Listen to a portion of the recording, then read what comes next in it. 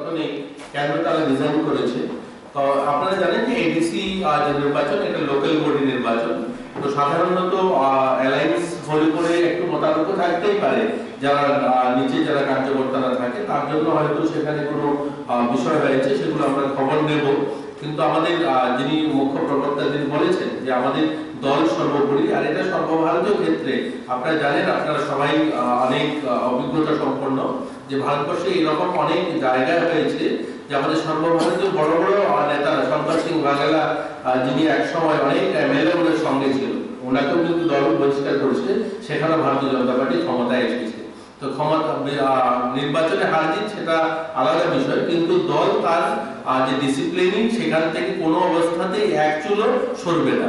তো আমাদের এখানেও যেগুলো হয়েছে, কোথায় কোথায় যে সমস্ত সমস্যা তৈরি হয়েছে, আমরা তাকে কোনো অবস্থাতেই আমাদের রাজ্য সেটাকে বরদাস্ত করবে না, এটাই হচ্ছে মূল কথা। দলের বিরুদ্ধে নানা ক্ষোভের কারণে বা যে কারণে হোক, যারা এখন পর্যন্ত আমরা যে আজকে লিস্টটা দিচ্ছি যেটা আপনাদের বললাম, সেখানে 11 জন রয়েছে। তো 11 জনের মধ্যে সবাই যে প্রার্থী হয়েছে এরকম নয়, কেউ হয়তো কোনো নির্দল প্রার্থীর প্রপোজাল হয়েছে, কেউ হয়তো অন্য দল থেকে টিকিট নিয়েছেন, বা অন্য ওনাদের অ্যাক্টিভিটিস সঠিক যে ভারতীয় জনতা পার্টির প্রার্থী যিনি রয়েছেন ওনার সঙ্গে সেই সহযোগিতা করছেন না। তো সেই ধরনের 11 জনকে আমরা বহিষ্কার করছি। এরকম স্পেসিফিক প্রার্থী কতজন নির্দল হয়েছে এরকম আছে কি, বা প্রপোজাল কতজন হয়েছে, স্পেসিফিক কিছু সংখ্যা আছে? 3 জন প্রপোজাল হয়েছে, একজন অন্য দল থেকে প্রার্থী হয়েছেন, আর বাকি যারা রয়েছেন তারা নির্দল প্রার্থী হয়েছে। দল বিরোধী বিভিন্ন রকম কার্যকলাপের বিষয় রয়েছে। কেউ যেমন দলের ভাবমূর্তি নষ্ট করার জন্যে অপপ্রচার করছেন, কেউ নির্দল হয়ে কন্টেস্ট করার জন্যে অবতীর্ণ আছেন, কেউ আবার নির্দল প্রার্থীর প্রপোজাল হয়েছেন, ইত্যাদি বিভিন্ন রকম। মানে দলীয় নির্দেশ যেগুলি ছিল যা যা করা যাবে না সেইগুলিকে লঙ্ঘন করেছেন ওনারা, তার জন্য ওনাদেরকে বহিষ্কার করা হয়েছে। এডিসি নির্বাচনের আগে এই ধরনের একটা ড্যামেজ কন্ট্রোল কি বলে করতে? আপনাদের কাছে এটা ড্যামেজ মনে হতে পারে, কিন্তু আমাদের কাছে এটাই ড্যামেজ কন্ট্রোল। আমাদের কাছে দল সর্বোপরি, দলের সিদ্ধান্ত সর্বোপরি। কাজেই দলের বাইরে কারোর যাওয়ার কোনো ক্ষমতা নেই, এখতিয়ার নেই। আমাদের রাজনীতি একটা বিষয়, কিন্তু রাজনীতিটা আমাদের কাছে মুখ্য বিষয় না, জয় পরাজয়টা মুখ্য বিষয় না। ভারতীয় জনতা পার্টি যে ভাবধারায় কাজ করে অন্য রাজনৈতিক দল থেকে সেটা ভিন্ন। আমরা সমাজ পরিবর্তন চাই, সমাজ পরিবর্তনের মাধ্যমে ক্ষমতার পরিবর্তন চাই। তো আমাদের দলের মধ্যে যদি কেউ এই ধরনের দল বিরোধী কাজকলাপে যদি সামিল হয়, তাহলে আমাদের কাছে তার মানে রূঢ় পদক্ষেপ নেওয়া ছাড়া আর কোনো বিষয় থাকে না। এডিসি নির্বাচন একেবারেই দৌড় গোড়ায় চলে এসেছে, এই মুহূর্তে এরকম একটা ডিসিশন কোথাও না কোথাও কোনো প্রভাব পড়বে মনে করছেন? প্রভাব তো পড়বে না আমরা জানি, কারণ দলীয়ভাবে দল নির্বাচনে অবতীর্ণ হচ্ছে। কোনো ব্যক্তি এখানে ইনএভিটেবল না ভারতীয় জনতা পার্টিতে। আমি একটু আগেই শুরুতেই বলেছি যে কোনো ব্যক্তি সে যত ক্ষমতাশালী মনে করুক না কেন, সে আবশ্যক না। দলটা আবশ্যক, দলের শক্তিটা আবশ্যক, এবং দলীয় অনুশাসনটা আবশ্যক। আপনাদের এই লিস্টে দেখা যাচ্ছে যে রাজ্য নেতৃত্ব কেউ নেই, হ্যাঁ? তো আপনারা কি মনে করছেন যে মানে উপরে কোনো নেতৃত্ব বা কোথাও কারো কোনো হাত থাকতে পারে? নিশ্চয়ই না, একেবারেই না। আজকে এডিসি নির্বাচনের প্রাক্কালে একটি অত্যন্ত গুরুত্বপূর্ণ বিষয় আপনাদের মাধ্যমে সবাইকে অবহিত করার জন্য আজকে আপনাদের সবাইকে এখানে আহ্বান করা হয়েছে। আপনারা কিংবা যারা রাজনৈতিক খোঁজ খবর রাখেন তারা অবগত আছেন ভারতীয় জনতা পার্টি একটি অত্যন্ত সুশৃঙ্খল রাজনৈতিক দল, এবং এই দলের কার্যকর্তা যারা রয়েছি আমরা সকল কার্যকর্তাদের কাছে দলীয় সংবিধান এবং অনুশাসন সর্বোপরি। এর বাইরে যাওয়ার ক্ষমতা কারণ নেই। দলীয় নেতৃত্ব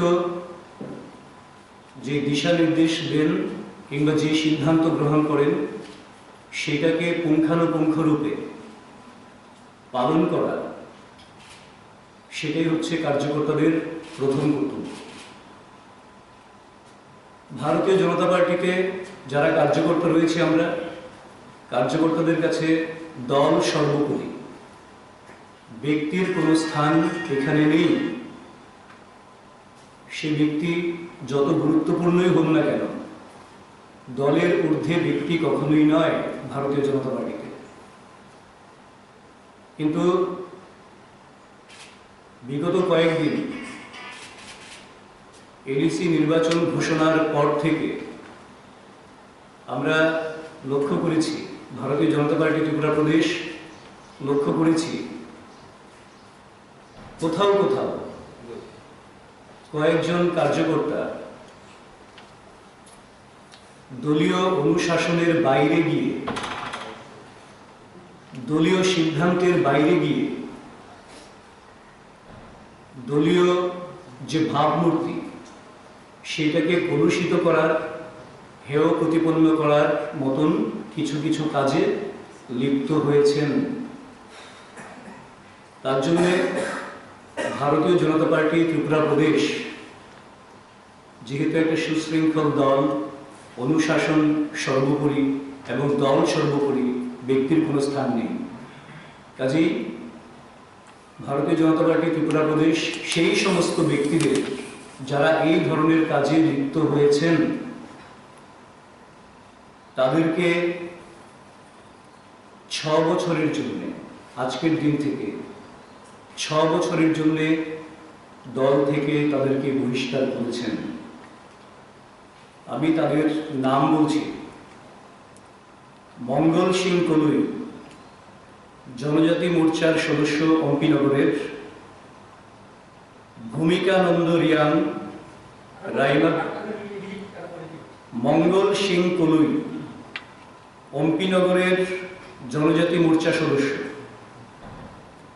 2 ভূমিকানন্দ রিয়াং, রাইমা ভেলি মণ্ডলের মণ্ডল সভাপতি। 3 বিকাশ চাকমা, ধলাই জেলার সহ সভাপতি। 4 ডিকে কুমার রিয়াং, পেচারথল মণ্ডলের সাধারণ সম্পাদক। 5 রতনজয় ত্রিপুরা, ছামনু মণ্ডলের মণ্ডল সদস্য। 6 দুলাল দাস, এসসি মোর্চার সদস্য। 7 সুকুমল বিশ্বাস, এসসি মোর্চা ধলাই জেলার সভাপতি। 8 তপন রায়, করমছড়া মণ্ডলের সদস্য। 9 জোসেফ লাল ফামকিমা, করমছড়া মণ্ডলের মণ্ডল সভাপতি। 10 সুকুমতি দেববর্মা, কৃষ্ণপুর মণ্ডলের মহিলা মোর্চার সাধারণ সম্পাদিকা। 11 ব্রজেন্দ্র দেববর্মা, আমবাসা মণ্ডলের শক্তি কেন্দ্র ইনচার্জ। এই 11 জনকে আজকের দিন থেকে আগামী 6 বছরের জন্য ভারতীয় জনতা পার্টির ত্রিপুরা প্রদেশ থেকে বহিষ্কার করা হয়েছে। স্ট্যান্ডিং কমিটির সদস্য হয়েছেন, এটা ত্রিপুরার ইতিহাসে প্রথম হয়েছে।